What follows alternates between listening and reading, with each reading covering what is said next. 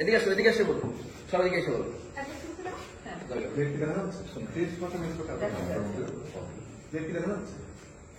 হ্যাঁ যাচ্ছে, প্লেট দেখা যাচ্ছে, প্লেট থেকেই যাচ্ছি আমরা। হ্যাঁ রোলিং, রোল, অ্যাকশন।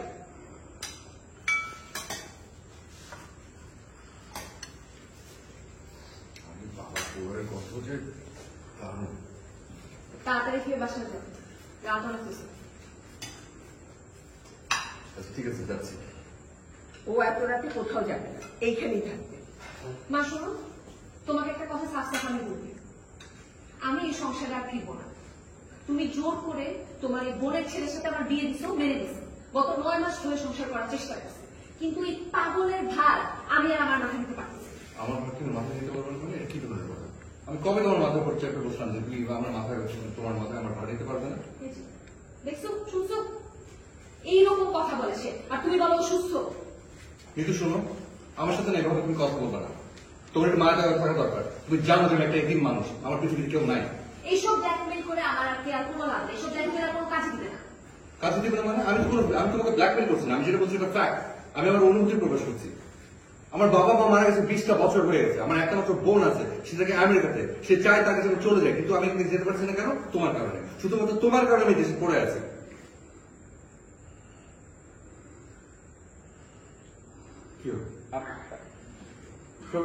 হ্যাঁ করে আমার দিকে লাগিয়েছে কেন?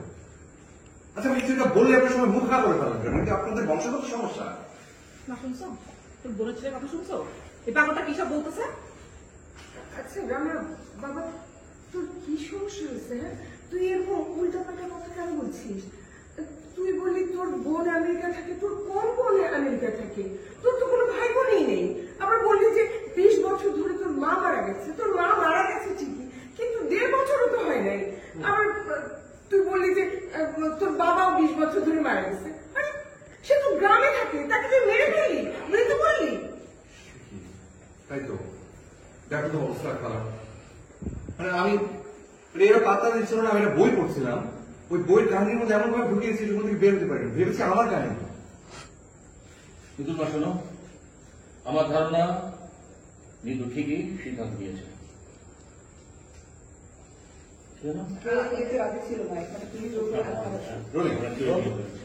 আমি তো মনে করছি যে এটা আমার কাহিনী।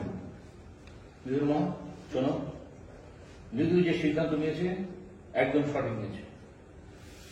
আমরা কেউ এই বিয়েতে রাজি ছিলাম না, শুধুমাত্র তুমি একমাত্রই। শুধু আবার আমি তো ভেবেছি এটা আমারই কাহিনী। নিতুর মা শোনো, আমার ধারণা নিতু যে সিদ্ধান্ত নিয়েছে সেটা সঠিক।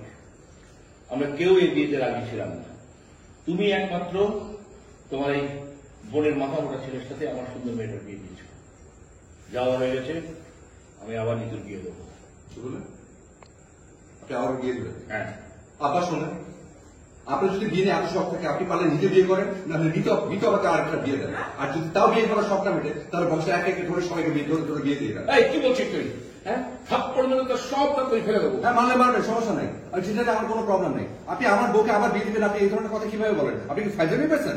দেখেছো তোমার বোনের ছেলে কথা শুনেছ? হ্যাঁ, শ্বশুর সাথে কিভাবে কথা বলতে হয়? বেয়াদব।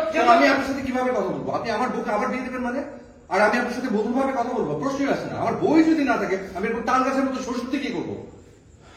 ভাইজান, আমি আপনার লোকে এক আমি লগে। Thank you. হ্যালো, আপনি একটা বিষয় তো বুঝতেছি না।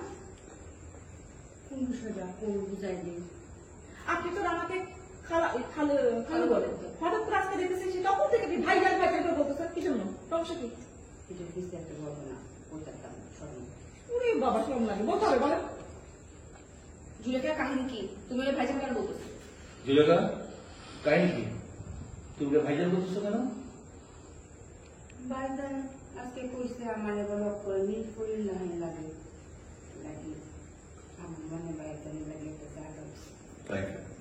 মাই গড, রানা কি সমস্যা তোমার? হ্যাঁ, তোমার তো চরিত্র শেষ, খাতাম, টাটা, বাই বাই।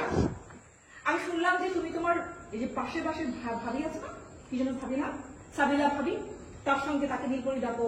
আজকে আবার খালা জানের মতো এরকম বয়স্ক মহিলাকে আপনি নীলকবি বলতেছো, সমস্যাটা কি? এসব করে তুমি মেয়েদেরকে হাতে রাখতে চাও? ছি, ছি। এটা কি একটু দাঁড়াও।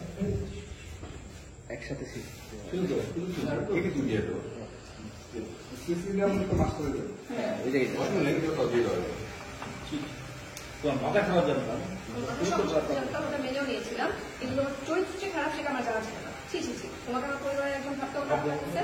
রান্না শোনো, তোমার সাথে টেবিলে বসে খেতে আমার রুচি হচ্ছে না। প্লিজ তুমি বাসা থেকে চলে যাও। রেডি তোর মাথা খারাপ ছিল জানতাম, মেনেও নিয়েছিলাম। মেনেও নিয়েছিলাম, কিন্তু তোমার চরিত্র যে খারাপ সেটা সেটা আমি জানতাম না। ছি ছি ছি, তোমাকে আমার এই পরিবারের একজন ভাবতে আমার ঘৃণা হচ্ছে। তোমার সঙ্গে এই টেবিলে বসে একসাথে খেতে আমার রুচি লাগছে। তুমি মেনে নিচ্ছ, চলো আসো। এইসব করে তুমি মেয়েদেরকে হাত করতে চাও না? ছি, তোমার মাথা খারাপ জানতাম, তো তোমার চরিত্র যে খারাপ মাথা এটা মেনে নি না। আই তুই চিচি করছিস কেন এটা বলো মেনেও নিয়েছি। এটা দোষ ছিল। আই তুই চিচি এই তুই ছি ছি করছিস কেন? রোলিং হ্যাঁ দাঁড়া রেডি রোল রোলিং অ্যাকশন। এইসব বলে তুমি মেয়েদেরকে হাত করতে চাও, তাই না? ছি, এই, তুমি ছি ছি করছো কেন? তুই না তুই করে বলে হ্যাঁ। গলা উঁচু করে বলো। না। এই, তুই চিচি করছিস কেন রোলিং অ্যাকশন। এইসব বলে তুমি মেয়েদেরকে হাত করতে চাস? ছি, ছি ছি। ছি ছি ছি ছি। এই, তুই ছি ছি করছিস কেন? হ্যাঁ, তো মাথা খারাপ জানতাম, মেনেও নিয়েছিলাম, কিন্তু তোর চরিত্র যে খারাপ সে তো জানতাম না। তোকে এই পরিবারের একজন ভাবতে তো আমার ঘৃণা হচ্ছে। হ্যাঁ, তোর সঙ্গে এই টেবিলে বসে খেতে আমার রুচি হচ্ছে না। তুই এক্ষুনি আমার বাড়িতে বসে যা, যা বাড়িতে যা। আচ্ছা ঠিক আছে পোলা রোজ খেয়ে তারপরে যাচ্ছি 3 দিন ধরে রুলস খেতে খেতে আমি বিরক্ত খবরদার, এখানে এক ফোঁটা কিচ্ছু করবি না, যা বাড়িতে যা। আচ্ছা শুধু রোজ থেকে যাই খবরদার কাজ করবি না, যা যা বলছি।